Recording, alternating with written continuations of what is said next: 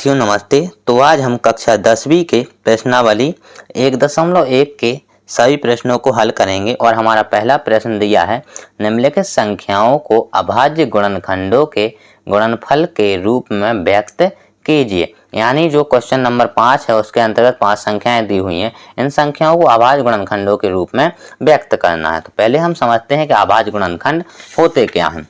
तो जो अभाज्य गुणनखंड हैं वो हमारे होते हैं अभाज्य गुणनखंड। अभाज्य गुणनखंड जो होते हैं वो स्वयं से कटते हैं या फिर एक से कटते हैं। तो जैसे अभाज्य गुणनखंड के अंतर्गत 2, 3, 5, 7, 11, 13, 17, 19 और 23 इसी अनुसार आगे भी होते हैं, लेकिन मेनली इतने ही होते हैं जो हमें याद होना ही चाहिए। इनसे हम क्वेश्चन नंबर फर्स्ट को हल करते हैं। तो पहला क्वेश्चन है 140। तो 140 के जो अभाज्य गुणनखंड निकालेंगे, तो 140 के अभाज्य गुणनखंड निकालेंगे, पहले इसको 2 से विभाजित करेंगे। तो 2 सत्ते 14, 0 का 0, इसको भी 2 से करेंगे तो 35 बार कटेगा, यानी 2 तिया 6, 1 बचा 2 पंचे 10। अब ये 2 से नहीं कटेगा, 5 से कटेगा, 5 साते 35 और 7 एकम 7। तो 140 के जो अभाज्य गुणनखंड हैं वो निकल आए हैं 2 गुणा 2 गुणा 5 गुणा 7। अब सेकंड करते हैं। सेकंड दिया है 156। 156 के जो अभाज्य गुणनखंड निकलेंगे उनको निकालते हैं 156। पहले इसको 2 से विभाजित करेंगे, 2 सत्ते 14, 1 बचा 16 हो जाएंगे, 2 अट्ठे 16। फिर इसको 2 से विभाजित करेंगे, 2 तिया 6, 1 बचा 2 नाम 18। अब 2 से तो कटेगा नहीं, अब काटेंगे इसको 3 से, 3 एकम 3 और 3 त्रिका 9। अब 13 जो है वो एक अभाज्य संख्या है तो वो स्वयं से कटेगी, 13 एकम 13। तो जो 156 के जो अभाज्य गुणनखंड निकले हैं 2 गुणा 2 गुणा 3 गुणा 13। तो सेकंड क्वेश्चन हो गया। अब थर्ड वाला करते हैं। तो थर्ड वाला दिया है, जो थर्ड क्वेश्चन है उस वो संख्या दी है इसकी 3825। तो 3825 को विभाजित करेंगे, तो 3825 जो है उसको पहले 5 से विभाजित करेंगे। 5 सात 35, 3 बचे 32 हो गए, तो 5 छक्का 30, 2 बचे 25 हो गए, 5 25। फिर 5 से काटेंगे इसको, 5 एकम 5, 2 बचे 25 26 हो गए, 5 25, 1 बचेगा तो हो जाएंगे 15, तो 5 ती 15। अब इसको 3 से विभाजित करेंगे, 3 पाँचे 15, 3 एकम 3। अब ये 7 से विभाजित होगा, यानी 3 ही से कर दो पहले तो 3 दूनी 3 एकम 3, 2 बचे 30 आते 21। अब ये 17 से कटेगा, तो 17 एकम 17। तो 3825 के गुणनखंड निकले हैं वो निकले हैं 5 गुणा 5 गुणा 3 गुणा 3 गुणा 17। अगला क्वेश्चन करते हैं इसके अनुसार। चौथा है, इसकी चौथी संख्या जो दी हुई है वो दी है 5005। तो जो 5005 के जो अभाज्य गुणनखंड निकलेंगे वो निकालते हैं। 5 से काटेंगे, 5 एकम 5, 0 का 0, 0 का 0, 5 एकम 5। अब ये 5 से ना कट के अब कटेगी ये 7 से, तो इसको 7 से काटते हैं तो 7 एकम 7, 3 बचे 28 हो जाएंगे, 7 चौके 28, 2 बचे 7 ती 21। अब ये काटेंगे इसको अपन लोग, अब इसको 11 से विभाजित करेंगे, तो 11 एकम 11, 3 बचे 11 ती 33। इसको अब 13 से ही काट देंगे, 13 एकम 13। तो जो 505 के जो अभाज्य गुणनखंड निकलेंगे वो निकले हैं 5 गुणा 7 गुणा 11 गुणा 13। इसके बाद आखिरी और संख्या बचती है 7223। चलिए अगले पेज पर करते हैं इसको। 7223। तो पांचवी जो संख्या दी हुई है वो दी है 7423। अब 7423 के जो अभाज्य गुणनखंड हैं वो इस प्रकार निकलेंगे। पहले इसको हम लोग 17 से विभाजित करेंगे तो 17 चौके 68, 6 बचे 62 हो जाएंगे। तो 17 × 51 बचेंगे इसमें से 11, तो 111 बचेंगे, शायद जे इधर 9 है। तो 17 सत्ते 119। अब इसको 23 से विभाजित करेंगे, यानी 19 से विभाजित करेंगे। तो 19 से करेंगे पहले,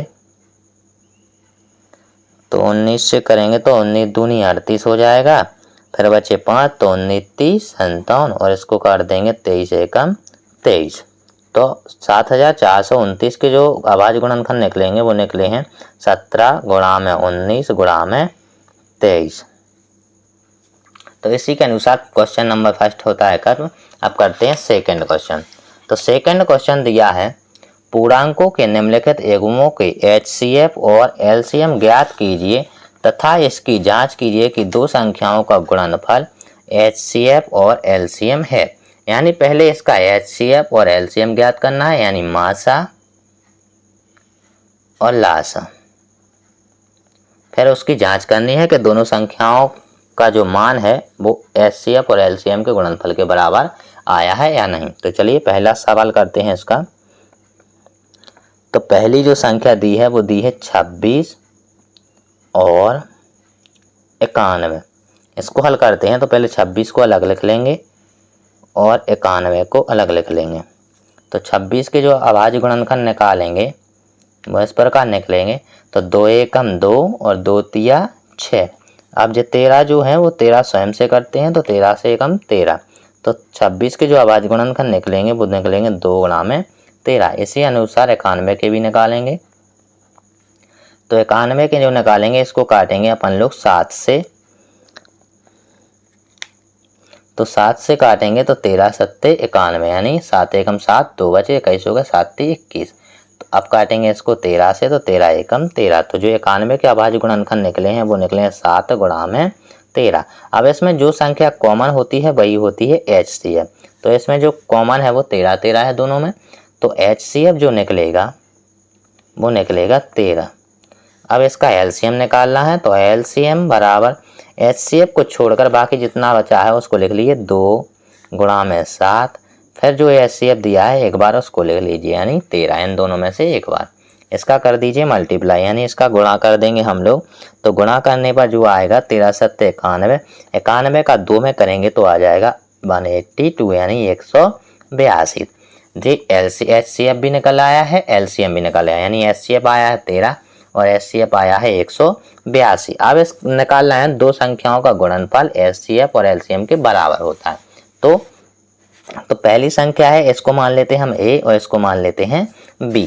तो इसकी जांच करना है तो लिखेंगे जांच करने पर, यानी जांच करेंगे तो जांच करने पर इसका एक फॉर्मूला होता है A × B = HCF × LCM, यानी A गुणा में B बराबर में HCF और गुणा में LCM। तो पहली संख्या मानी थी हमने 26, तो 26 लिख लेंगे इसके इधर, और दूसरी संख्या थी 91, तो 91 को लिख देंगे बराबर। HCF जो निकला था वो 13 निकला था और LCM निकला था 182। इन दोनों का जो गुणा करेंगे तो गुणा करने पर जो आएगा वो आएगा 2366। ऐसे ही इसका मल्टीप्लाई करेंगे तो इसका भी आएगा 2366। मैंने पहले से ही कर रखा है, आप करके देख लेना। तो जो HCF है वो LCM दोनों का जो आंसर आया है वो 2366 आया है। तो जांच करने पर जो पहली संख्या और दूसरी संख्या का जो गुणनफल आया है वो 2366 आया है। ऐसे ही मासा और लासा का गुणनफल करने पर 2366 आया है, यानी LHS बराबर आया है RHS के, यानी दायां पक्ष बराबर बायां पक्ष। चलिए अब अगला क्वेश्चन करते हैं इसका सेकंड वाला अगले पेज पर।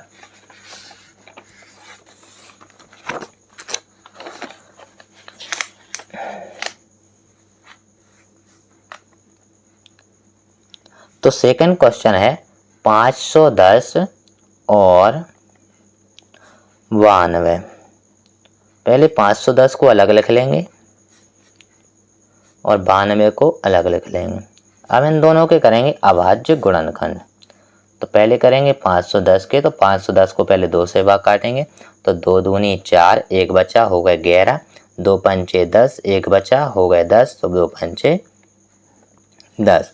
अब जो 2 से नहीं कटेगा 5 से कटेगा, पचम 25, 5 एकम 5।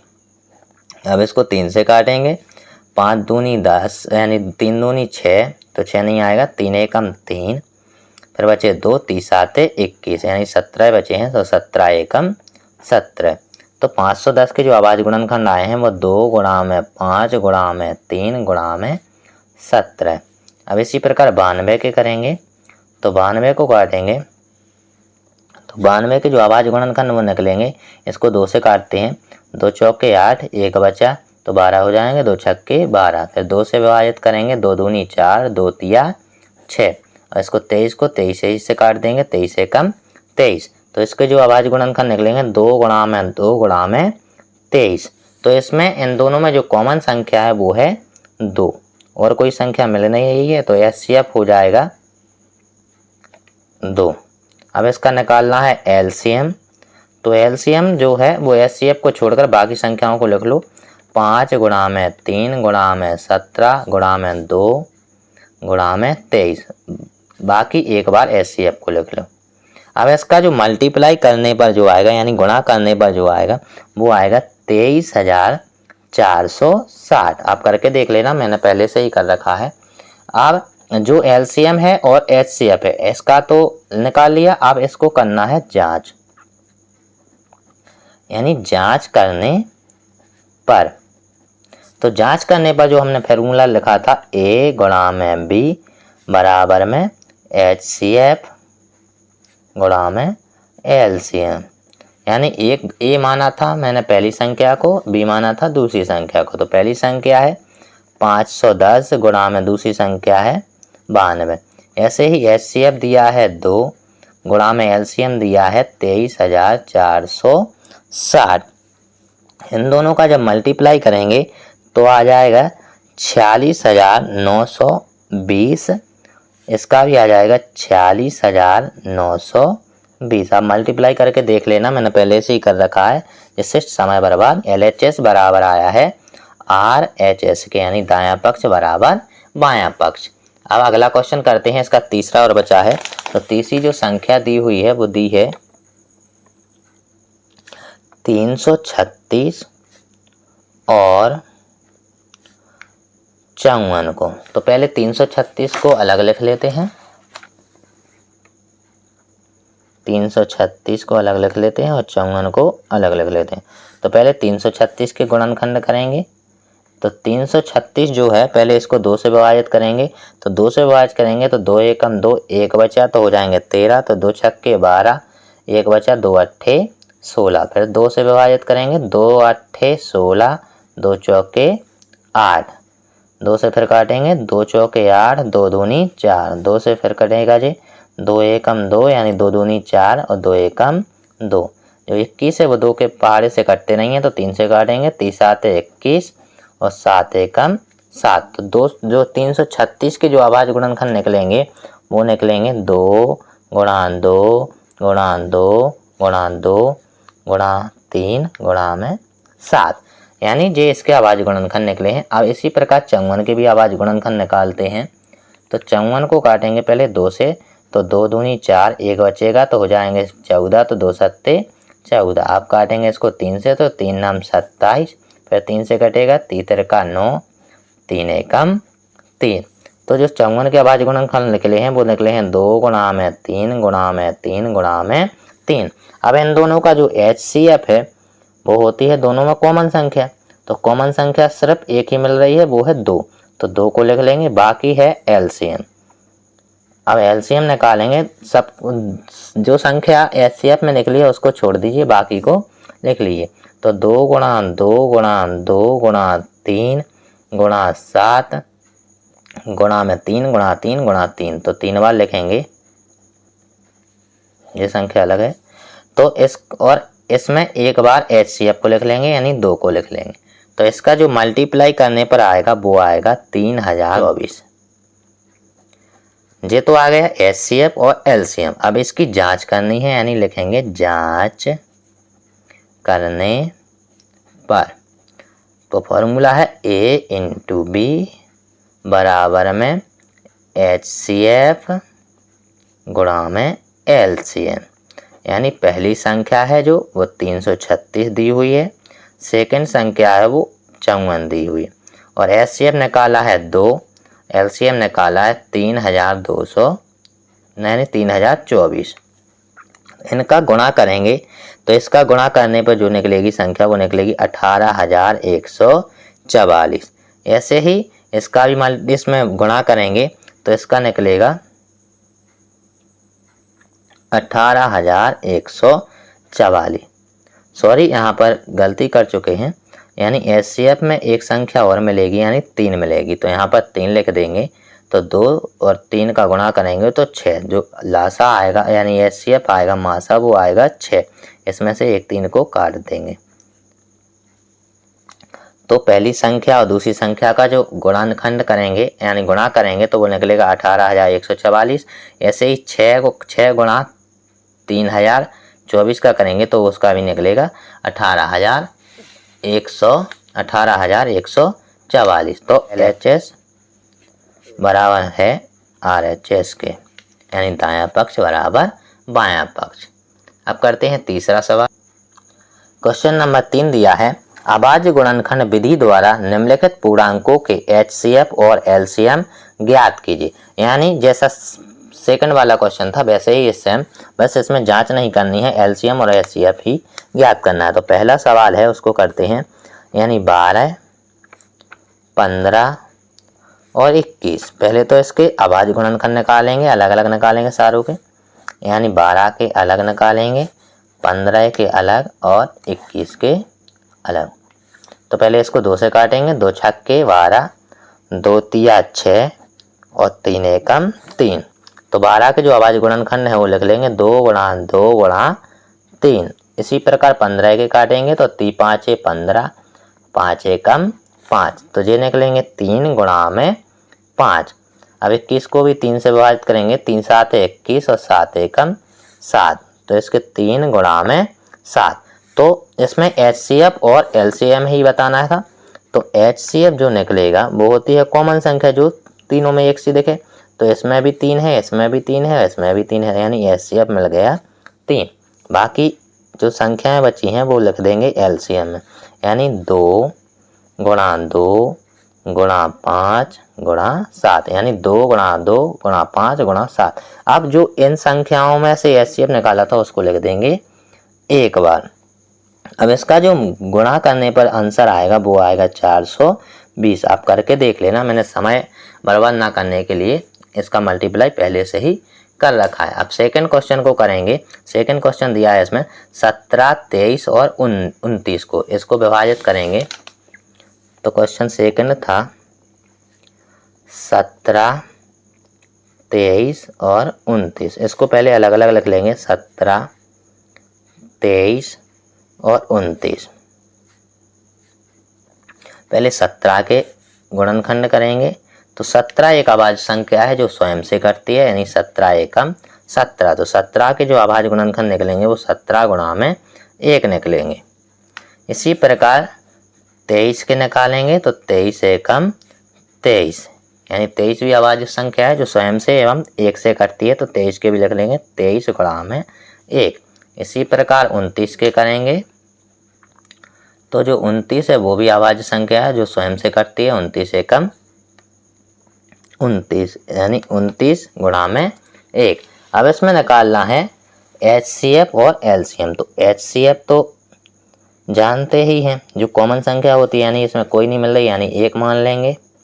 और LCM बाकी जो संख्या है उसको लिख देंगे, यानी 17 को, 23 को और 29 को, यानी इनका जो गुणा करने पर आंसर निकलेगा वो निकलेगा 11339। अगला क्वेश्चन दिया है इसी में, क्वेश्चन है तीसरा 8, 9 और 25। अब इसको हल करते हैं 8, 9 और 25 को। 8, 9 और 25, पहले इसको अलग अलग लिख लेंगे, 8, 9 और 25 को। अब 8 के जो गुणनखंड करेंगे तो 2 से काटेंगे पहले, 2 चौके 8, 2 दूनी 4 और 2 एकम 2। तो 8 के गुणनखंड निकलेंगे 2 गुणा 2 गुणा 2। इसी प्रकार 9 के करेंगे तो 9 जो है वो 3 से कटेगी, 3 तिरका 9, 3 एकम 3। अब 25 के भी अभाज्य गुणनखंड करेंगे तो 25 जो है वो 5 से कटता है, 5 25 और 5 एकम 5।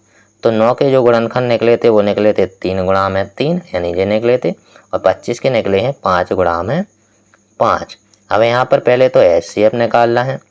अब HCF इसमें देखो कोई भी संख्या कॉमन नहीं है, यानी एक सी संख्या कोई भी नहीं है, तो हम लोग मान लेते हैं 1। अब LCM निकालना है तो जितनी संख्याएं दी हुई हैं इनका सबका गुणा कर दीजिए। जैसे 2 गुणा 2 गुणा 2, तो 2 गुणा 2 गुणा 2 गुणा 3 गुणा 3, तो 3 गुणा 3 गुणा 5 गुणा 5। अब इसका जो गुणा करने पर जो आंसर निकलेगा वो निकलेगा आपका 1800। कितना निकलेगा? 1800। आप मल्टीप्लाई करके देख लेना तो 1800 आ जाएगा। अब अगले क्वेश्चन पे मिलते हैं। तो इनका गुणा करने पर जो आंसर आएगा वो आएगा 18000। तो क्वेश्चन नंबर 3 होता है खत्म। अब क्वेश्चन नंबर 4 करते हैं। दिया है HCF 306 और 657 बराबर 9, यानी जो HCF निकला है वो इसका और इसका बराबर निकला है 9। यानी पहली संख्या जो दी है वो A बराबर मान लेंगे 306 और B बराबर मान लेंगे 657।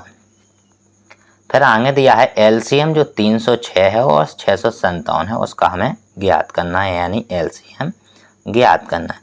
तो इसका एक फॉर्मूला होता है LCM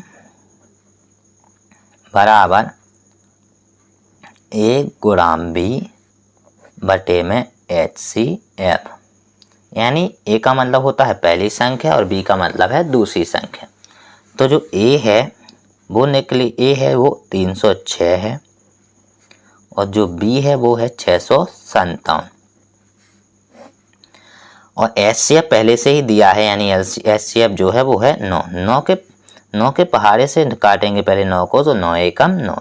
इसी प्रकार 9 से इसको विभाजित करेंगे, 9 × 27, 3 बचे सो हो जाएंगे 36, तो 9 चौके 36, यानी आएगा 34 गुणा में 657। अब इसका मल्टीप्लाई करेंगे तो इसका मल्टीप्लाई करने पर आएगा 22338। 22338 आप गुणा करके देख लेना, इतना ही निकलेगा। अब क्वेश्चन नंबर 5 को करते हैं। तो क्वेश्चन नंबर 5 जो है वो दिया है। क्वेश्चन नंबर 5, जांच कीजिए कि क्या किसी प्राकृतिक संख्या n के लिए संख्या 6n अंक 0 पर समाप्त हो सकती है। तो जो n है यानी प्राकृतिक संख्या जो होती हैं वो 1 से शुरू होती हैं और अनंत तक रहती हैं, यानी 1 2 3 4 5 इसी प्रकार अनंत तक होती हैं। तो जो 6n है तो क्या यह 0 पर समाप्त होगी, इसको समझना है। तो पहले इसको समझने से पहले इसकी एक कंडीशन होती है, यानी जो संख्या 0 पर समाप्त होती है उसके अभाज्य गुणनखंड, जो उसके अभाज्य गुणनखंड निकलते हैं, उसके अभाज्य गुणनखंड 2 गुणा 5 के रूप में होते हैं। यानी जो संख्या है वो 6 है, यानी 6 के जो अभाज्य गुणनखंड निकलेंगे वो निकलेंगे 2 गुणा में 5 के रूप में। तो अभाज्य तो 0 पर समाप्त हो सकती है, नहीं तो नहीं हो सकती। तो निकालते हैं। तो दिया है 6n, तो 6 के जो अभाज्य गुणनखंड करेंगे तो 2 से काटेंगे, 2 तिया 6 और 3 एकम 3, यानी इसके जो गुणा करने पर अभाज्य गुणनखंड निकले हैं वो निकले हैं 2 गुणा में 3। तो अपन को निकालने थे 2 गुणा में 5 के रूप में, जब तो 0 पर समाप्त होते, लेकिन इसके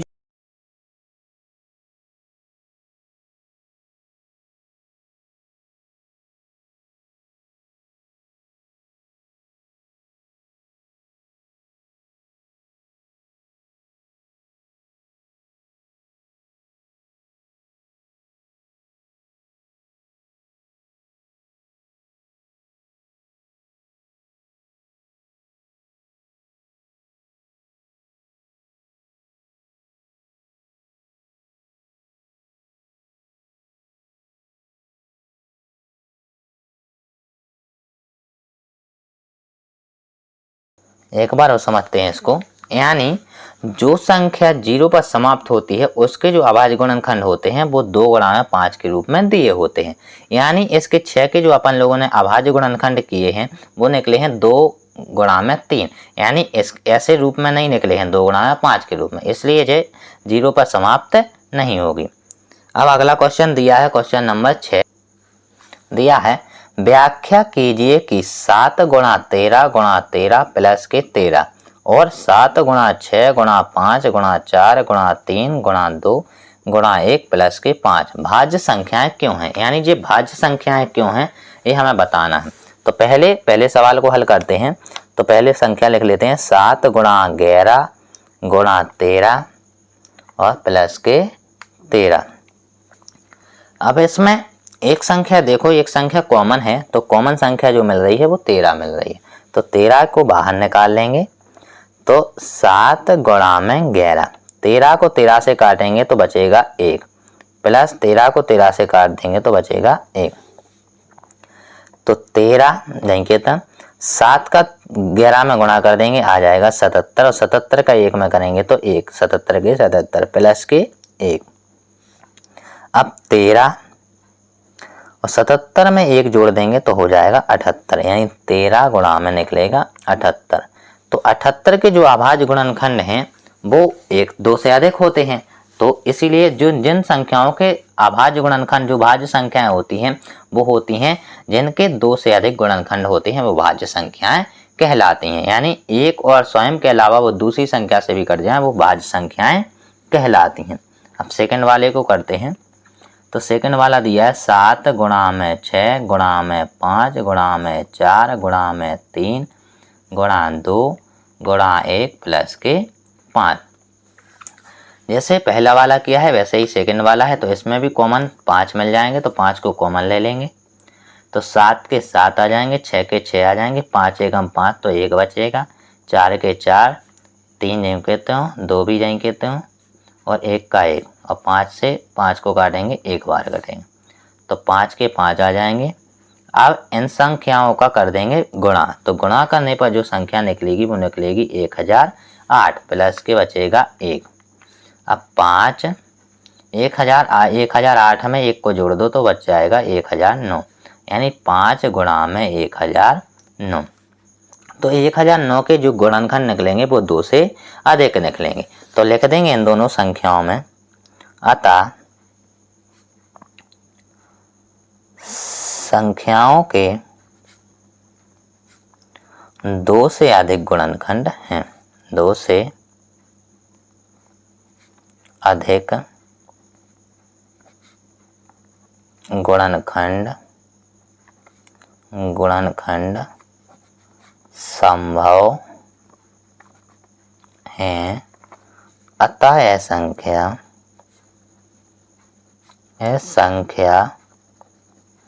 भाज्य संख्या है। यानी जिस संख्या के 2 से अधिक गुणनखंड होते हैं वो भाज्य संख्या होती है। अगला क्वेश्चन यानी आखिरी क्वेश्चन बचा है, क्वेश्चन नंबर 7, उसको भी समझते हैं। तो क्वेश्चन नंबर जो 7 है वो दिया है, किसी खेल के मैदान के चारों ओर एक वृत्ताकार पथ है, इस मैदान का एक चक्कर लगाने में सोनिया को 18 मिनट लगते हैं, जबकि इसी मैदान का एक चक्कर लगाने में रवि को 12 मिनट लगते हैं। यानी सोनिया को इसी का चक्कर लगाने में 18 मिनट लगते हैं और रवि को 12 मिनट लगते हैं। मान लीजिए वे दोनों एक ही स्थान और एक ही समय पर चलना प्रारंभ करते हैं और एक ही दिशा में चलते हैं, तो कितने समय बाद वे पुनः प्रारंभिक स्थान पर मिलेंगे, हमें ये बताना है। इसको एक आकृति के द्वारा समझते हैं। यानी उसमें दिया था जो मैदान है वो एक वृत्ताकार पथ के रूप में है, तो हमने इसको मैदान को एक वृत्ताकार पथ यानी गोले के आकार का बना लिए। तो यहाँ जो प्रारंभिक स्थान है वो इसको मान के करते हैं। यानी जो सोनिया थी, तो सोनिया को इस पथ का चक्कर लगाने में 18 मिनट लगते थे और यहीं से रवि को जो है वो 12 मिनट लगते थे। तो इसी स्थान से जो रवि है और सोनिया है चलना प्रारंभ करते हैं। तो इसी स्थान पर वो कितने समय में मिलेंगे, हमें ये समय निकालना है। तो सीधी सी बात है, इसका एलसीएम निकाल देते हैं यानी लासा निकाल देते हैं, तो आंसर पता चल जाएगा। यानी दिया है 18 और 12, यानी जो सोनिया है वो 18 मिनट में चक्कर लगाती है और रवि है वो 12 मिनट में, और इसी स्थान से दोनों चलना प्रारंभ करते हैं। तो ये बताना है कि प्रारंभिक स्थान यानी यहीं से चल रहे हैं तो यहीं पर कितने समय बाद मिलेंगे। तो पहले इसको 2 से काटेंगे, 2 नाम 18, 2 छक्के 12, फिर काटेंगे इसको 2 से, 9 के 9, 2 तिहाई 6, अब काटेंगे 3 से, तो 3 का 9, 3 एकम 3, 3 एकम 3 और 1 का 1। अब इसके जो मल्टीप्लाई कर लेंगे 2 गुणा में 2, 3 गुणा में 3, तो इसका जो मल्टीप्लाई करने पर आएगा वो 2 दूनी 4, 4 ती 12, 12 ती 36, यानी कितना आएगा 36 मिनट। तो लिख देंगे वो प्रारंभिक वे दोनों प्रारंभिक स्थान पर 36 मिनट बाद मिलेंगे। इसी अनुसार प्रश्नावली फर्स्ट होती है समाप्त। अगर आपको वीडियो अच्छा लगा है तो वीडियो को लाइक कर दें, चैनल को सब्सक्राइब कर दें। मिलते हैं अगले नए वीडियो में, तब तक के लिए जय हिंद जय भारत।